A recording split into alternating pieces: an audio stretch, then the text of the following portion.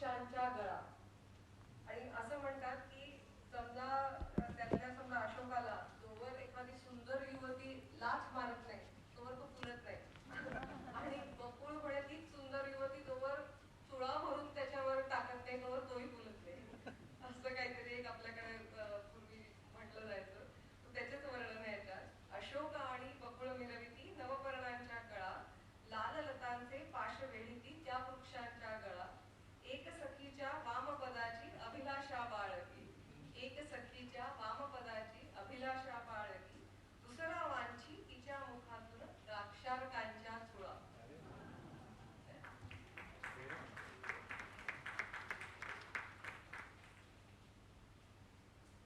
कालिदासाच्याच मेघदूतातलं हे वर्णन अनुवाद कुसुमाग्रजांनी केलेला जो त्यातलं एक श्लोक आहे. सो मगाशी मी म्हटलं तसं की फुलांमुळेच बऱ्याचशा फुलांवरच्या कविता आपल्याकडे दिसतात. तर तशीच ही एक फुलांवरचीच कविता मंदारचीच आहे. पण मुख्य याच्यामध्ये वेगळं पण काय त्याच्यामध्ये वेगळ्या हॅबिटॅटचं त्याने वर्णन केलंय. म्हणजे आपल्यापैकी अनेक जणांनी कास पठार पाहिलेलं असेल तर कास पठारासारखे जे सगळे रॉकी आउटक्रॉप्स आहेत तर ते मोस्टली जांभळ्याचे असतात किंवा इव्हन बेसाळचे म्हणजे काळ्या पाषाणाचे पण असतात. पण हा अत्यंत युनिक असा सह्याद्रीतला हॅबिटॅट आहे कारण का एकदम हायली एलिव्हेटेड उंचीवरचा आहे, भरपूर पाऊस असतो आणि माती खूप कमी असते. त्यामुळे अगदी थोड्याशा मातीमध्ये अशा विविध वनस्पती फुलत असतात आणि काय म्हणतात की जीवाच्या आकांताने फुलतात त्या. कारण का जे काय आहे त्यांचं जे चक्र आहे ते त्यांना 4 महिन्यात पूर्ण करायचं असतं. वर्षभर त्यांना तग धरता येत नाही कारण मातीच नाही आहे खाली, त्यामुळे ओलावा नाही अशा अनेकच गोष्टी. पण त्यामुळे त्यांचे कलर एकदम ब्राईट असतात, एकदम आकर्षक त्यांचे रंग असतात आणि त्या एका 4 महिन्यातच त्यांना सगळं त्यांचं सायकल संपवायचं असतं. त्यामुळे पॉलिनेटर्सना आकृष्ट करण्यासाठी म्हणून ते मुख्य त्यांच्यासाठी कीटकांसाठी म्हणून ही केलेली काय म्हणाली झालेली झाडं करण्याची सोय आहे. तर हे जे सगळे जांभ्याचे पातळ आहेत ना इतकी सुंदर असतात आणि पोस्ट मान्सून हा सीझनच खूप भारी असतो. म्हणजे पाऊस भरपूर असतो, पाणी भरपूर असतं, सूर्यप्रकाश भरपूर असतो.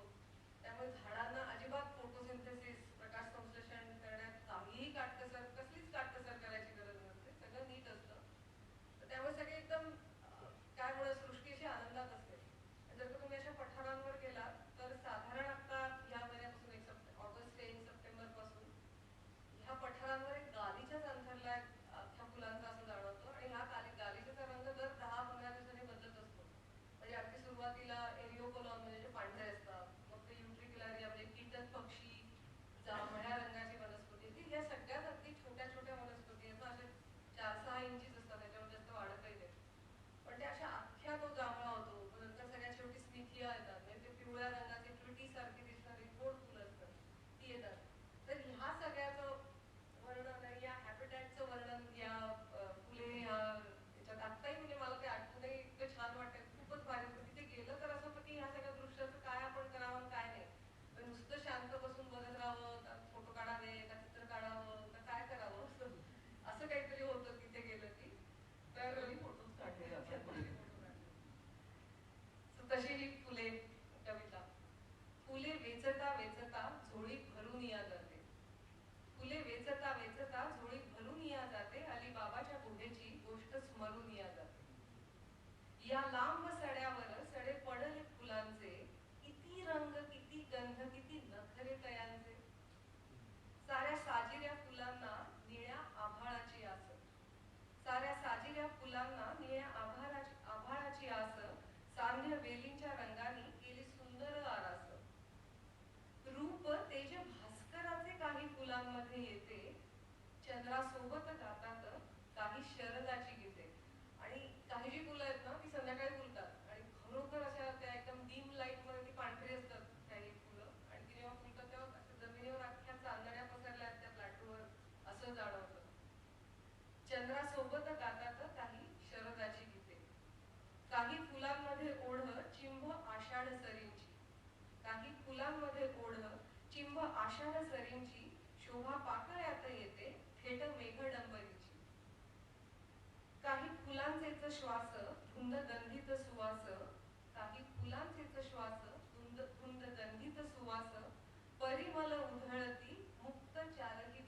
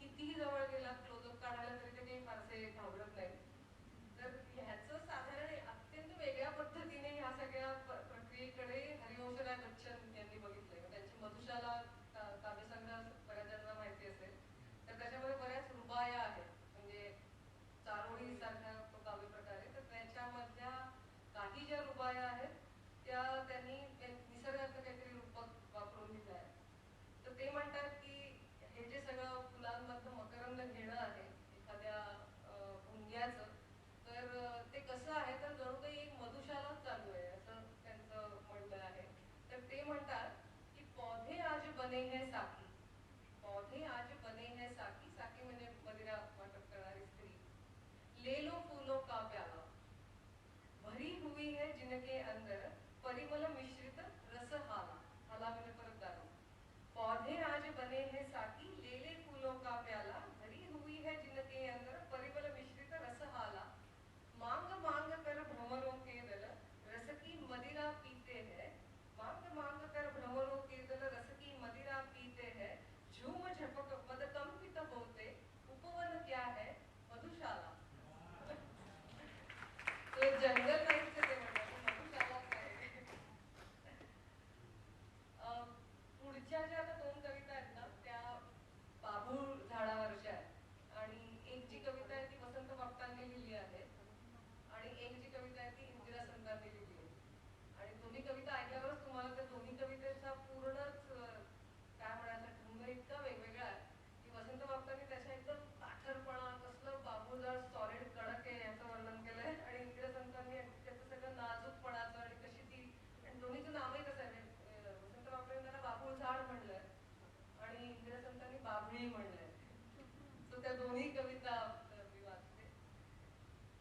अस्सल लाकूड भक्कम गाठ, अस्सल लाकूड भक्कम गाठ, ताठर कणा टणक पाठ, वारा खात गारा खात बाभूळ झाड उभे झाले. देहा फुटले 12 फाटे, देहा फुटले 12 फाटे, अंगावरचे पिकले काटे, आभाळात खुपसून बोटे बाभूळ झाड उभेच आहे.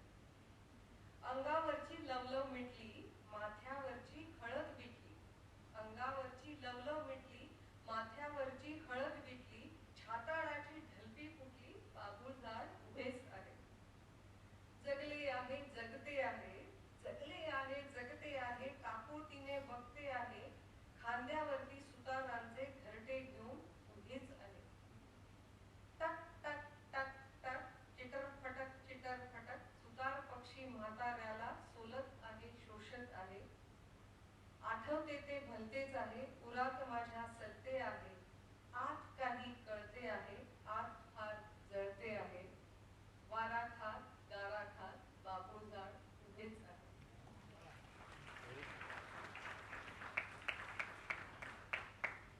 लवलव हिरवी गार पालवी, लवलव हिरवी गार पालवी, काट्यांची वर मोहक जाळी. काट्यांना मोहक म्हणणाऱ्या मीराबाई एकदमच भारी होत्या.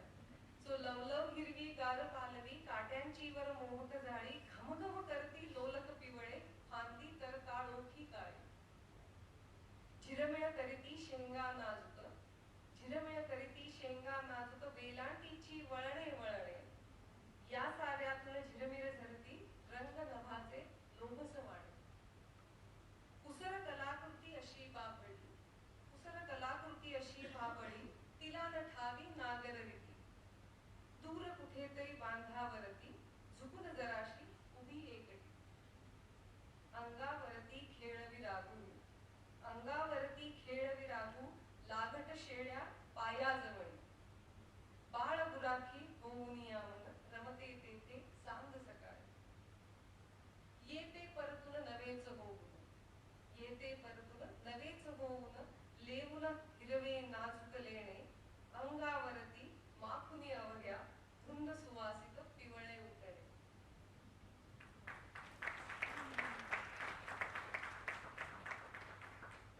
तर बाभूळ साधारण आपल्याकडे कोरड्या प्रदेशातलं झाड आहे, ड्राय एरियामधलं झाड आहे. तर ह्या ड्राय एरियातलं अजून एक झाडावरची कविता आहे निवडुंग, आणि निवडुंगावरच्या काही फारशा कविता नाही, पण इंदिरा संतांचीच परत ही कविता आहे.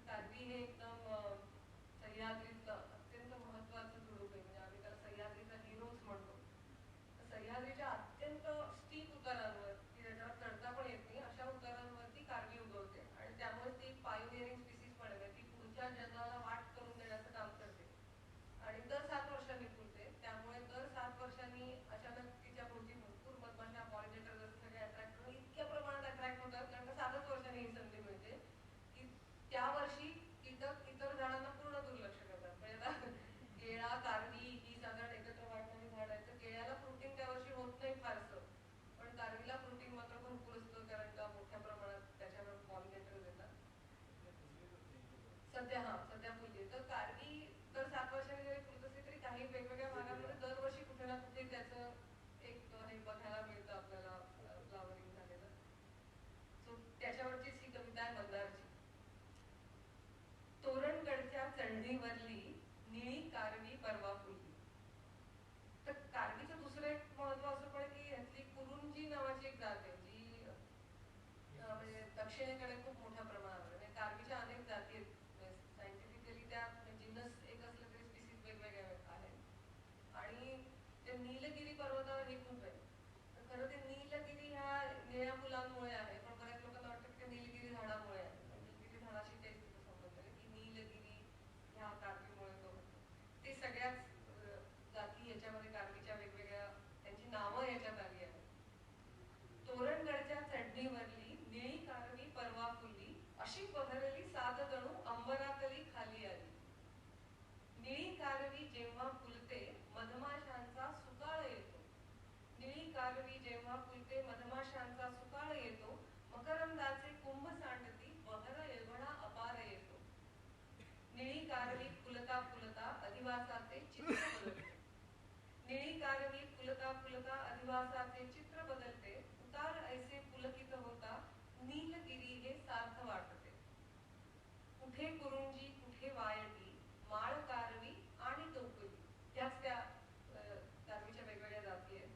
आणि परत ती नावं पण ही स्थानिक नावं आहेत. म्हणजे माळ कारवी कारण माळावरती येते ती. टोपली कारवी म्हणजे खरोखर आपल्याकडे मोठी टोपली असते ना, ती उलटी घातली तर त्याचा जसा आकार होतो तसा तिचा आकार होतो, म्हणून तिला टोपली कारवी असं म्हणतात. कुठे कुरुंजी कुठे वायटी, माळ कारवी आणि टोपली. सह्याद्रीच्या बाहूंवरती एकातून उत्क्रांतीत झाली. फुलून येते कारवी तेव्हा, फुलून येते कारवी तेव्हा, वर्ष तिच्या त्या मरणाचे. जीर्ण जीवांना निरोप देऊन नवबीजांनी रुजण्याचे. पुढल्या वर्षी याच ठिकाणी, पुढल्या वर्षी याच ठिकाणी, नसेल येथे हीच निळाई. लाख लाख परी नवस्वप्नांना रुजण्याची पण असेल घाई.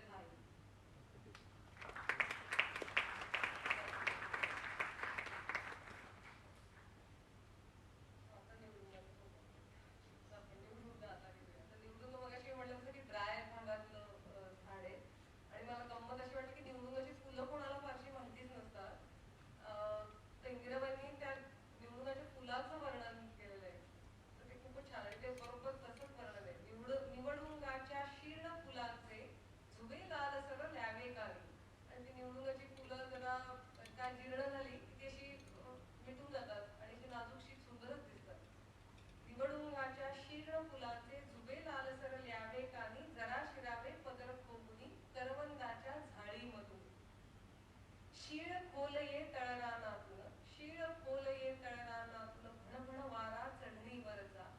गालापाशी झिळमिळ लाडीत, स्वाद जिभेवर आंबट कच्चा. नवती जाणीव आणि कुणाची, नवते स्वप्नही कुणी असावे. नवती जाणीव आणि कुणाची, नवते स्वप्नही कुणी असावे. डोंगर चढणीवरी एकटे, किती फिरावे उभे राहावे. पुन्हा कधी नच मिळायचे ते, पुन्हा कधी नच मिळायचे ते, ते माझेपण ते आपुलेपण. झुरते तनमन त्याच्यासाठी, उरते पदरी तीच आठवण. निवडुंगाच्या लाल झुब्याची, टपोर काया करवंदाची.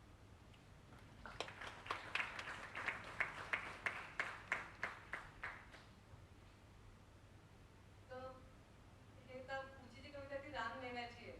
तर ही निवडुंगाची पण फळं खाल्ली जातात. आणि म्हणजे परत आपली फील्डवरती अनुभव सगळेच सांगायचे म्हणजे तुम्ही काही एवढा वेळ पुरायचाच नाही. पण एकदा मला अगदी आठवते की खूप खोकला झाला होता आणि असंच आम्ही कुठल्या तरी एका जमिनीचा सर्वे करत होतो. तर तिच्या स्थानिक माणसाने सांगितलं की ताई काहीच नाही, ही निवडुंगाची फळं तुम्ही दिवसभर खा, तुमचा खोकला संध्याकाळी जाईल. आणि तेच केलं. म्हणजे मी दिवसभर ती निवडुंगाची फळं खाल्ली आणि संध्याकाळी मला खोकला गेलेला होता. फक्त खूप जपून काढायला लागतात, त्याच्यावर खूप काटे असतात, अगदी बारीक बारीक सूक्ष्म काटे असतात. तर त्यामुळे पुढची कविता रानमेव्यावरचीच आहे. आणि परत म्हणजे अनेकशा अशी झाडं आहेत इतकी महत्वाची आहेत त्याच्यावरच्या कविता नाहीये. त्यामुळे खूपशा कविता अशा आम्ही डिमांड करून मंदारकडनं लिहून घेतल्या की याच्यावरती कविता हवी आहे. तर ही पण तशीच आहे. त्याला सगळी ऑफकोर्स त्याला माहितीच आहे, पण साधारण काहीतरी कीवर्ड्स देऊन ही कविता लिहून घेतली आहे.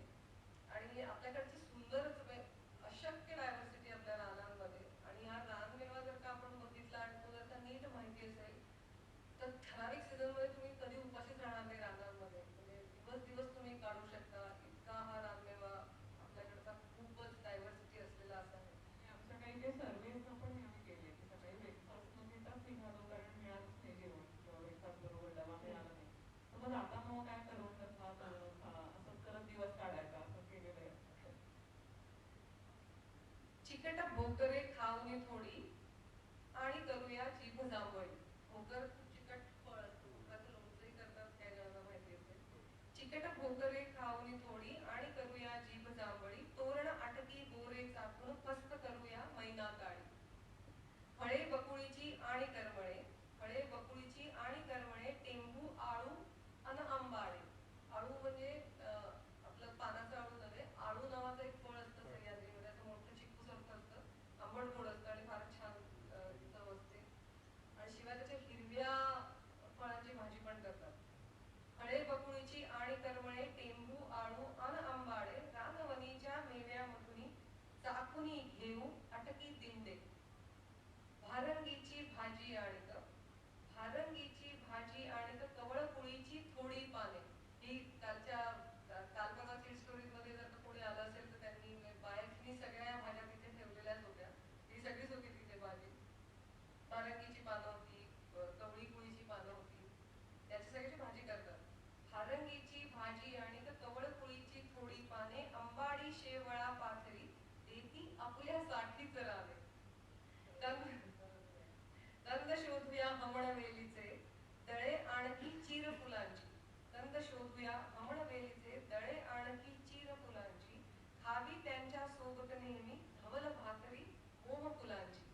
मोहाच्या फुलांची नुसती सुकवून पण मोहाची फुलं खाल्ली जातात, पण त्याच्या भाकरी पण केल्या जातात, मोहाची दारू पण काढली जाते. मोहाचे तर अनेकच उपयोग आहेत आदिवासींच्या दृष्टीने. खाज कोयरीची साल सोलुनी, खाज कोयरीची साल सोलुनी, कोष्ट कंद ते उकडून घ्यावे. खूप महत्वाचं आहे परत, की काही जे आपल्याकडचे कंद आहेत ना, तर ते त्याच्यावर प्रोसेस केल्याशिवाय खाणं योग्यच नसतं.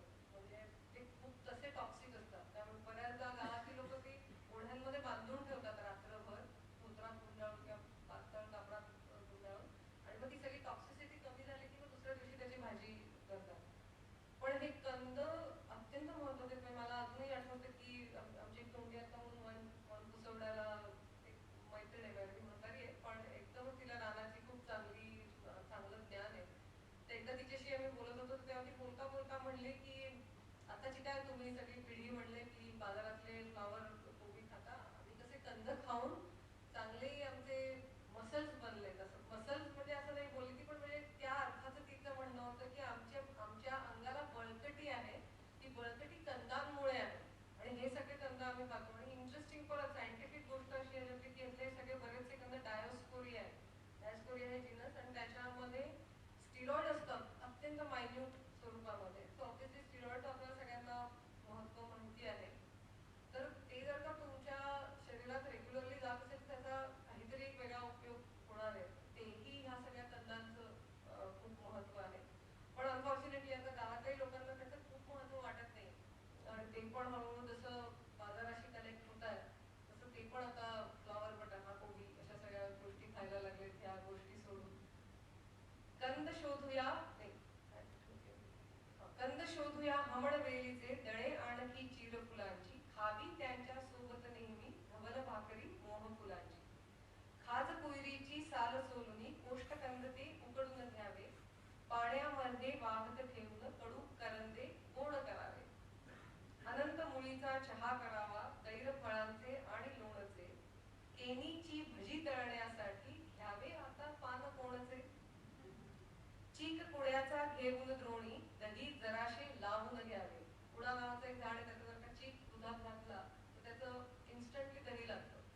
तर बरेचसे धनगर लोक हे करतात की त्याच्यामुळे शेळ्या असतातच, शेळीचं दूध काढायचं, ते पळसाच्या द्रोणात घ्यायचं आणि कुड्याचा चीक त्याच्यात घालायचा आणि 3 दगड रचून त्याच्यावर पीठ असतं त्याची भाकरी करायची, आणि दही, भाकरी आणि मीठ असं काय करून अन्न, एक जो साधं जेवण ते जेवतात. चीक कुड्याचा घेऊन द्रोणी, दही जराशे लावून घ्यावे, रानभरीचे अन्न कोमटे, कधी मधी ते खाऊन घ्यावे.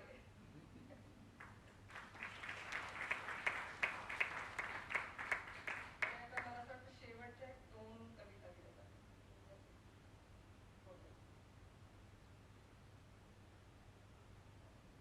आता पुढची जी कविता आहे ती माझं अत्यंत आवडतं झाड आहे. अंजन किंवा अंजनी त्याला म्हणतात, आणि कदाचित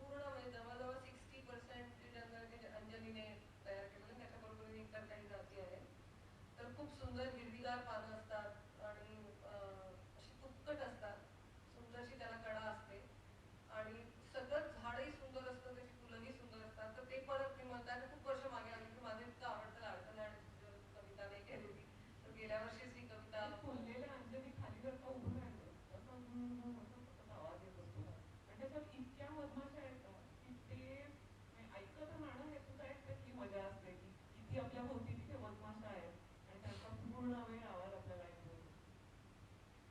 हरित बिलोरी रानामधला निळा सावळा अंजन तो, हरित बिलोरी रानामधला निळा सावळा अंजन तो, जणू यमुनेच्या काठावरचा नंदाघरीचा नंदन तो. शिशिर प्रतिमा वसंतामध्ये अमूर्ततेने ढळताना, शिशिर प्रतिमा वसंतामध्ये अमूर्ततेने ढळताना, त्या बदलाचे बहर रूपाने चित्र दाविता दर्पण तो. पराग मधुरस रंग माध्यमे, पराग मधुरस रंग माध्यमे भ्रमराची तो गुज करी, अन्नदानही करी फळांचे प्राणीसृष्टीचे रंजन तो, हरित बिलोरी रानामधला निळा सावळा अंजन तो. गोंडवनाशी सांगत नाते, गोंडवनाशी सांगत नाते, विश्वा भवती फेर धरी. डिस्ट्रीब्युशन जे त्याचं फक्त ट्रॉपिकल फॉरेस्ट मध्ये आहे. गोंडवनाशी सांगत नाते, विश्वा भवती फेर धरी, सह्याद्रीचा सखा सौंगडी, हरित वनांचे स्पंदन तो, हरित बिलोरी रानामधला निळा सावळा अंजन तो. पाना भवती कडा सुवर्णी, पोलादासम काष्ठ गमे, पाना भवती कडा सुवर्णी, पोलादासम काष्ठ गमे, विपुल फुलांनी करी धरेवर, मखमालीची पखरण तो. ज्या राधांचे हृदय निळ्याच्या स्मरणानेही धडधडते, ज्या राधांचे हृदय निळ्याच्या स्मरणानेही धडधडते, त्या राधांच्या स्वप्नामधला मयूरपंखी साजण तो, हरित बिलोरी रानामधला निळा सावळा अंजन तो.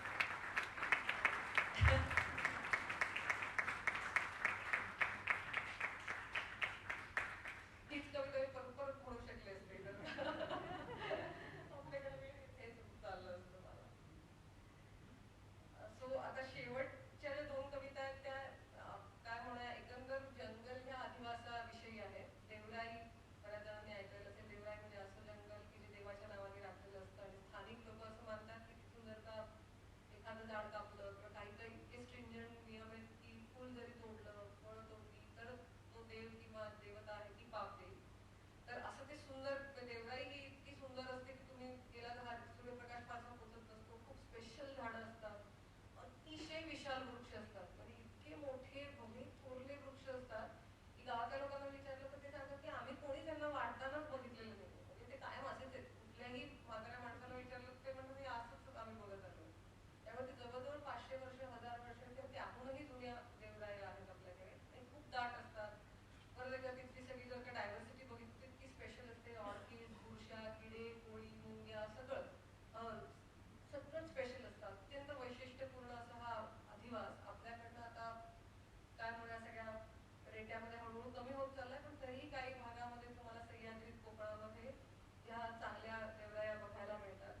तर केशवसुतांनी त्यांच्या नैऋत्येकडचे वारे ह्या कविता संग्रहात छोट्या अगदी त्याच्या 4च ओळी लिहिल्या आहेत. शार्दूल विक्रीत पुस्तकात त्यांनी लिहिलेल्या आहेत, पण परत त्या अपुरे वाटल्या म्हणून मंदारला परत विनंती केली की त्याचा विस्तार कर आणि त्याने विस्तारही केला. तर आधी केशवसुतांच्या ओळी ऐकवते.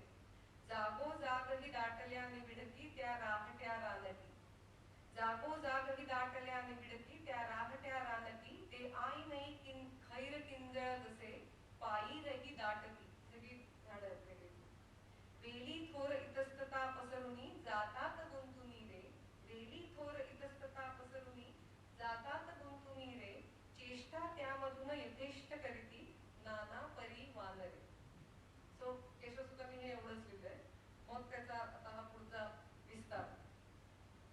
ही झाडी किती दाट काय पुसता येईन दीप्ती तळी, ही झाडी किती दाट काय पुसता येईन दीप्ती तळी, शिरण्याला आत एक कवडसाही जागा नसे मोकळी, ओलावा ठेव अंतरी टिकवुनी ऐसे तळांशी झरे, ओलावा ठेव अंतरी टिकवुनी ऐसे तळांशी झरे, करीती विहार नित त्यात रे पहा किती देखणी मनचरे, वानस हरित सर्व काळ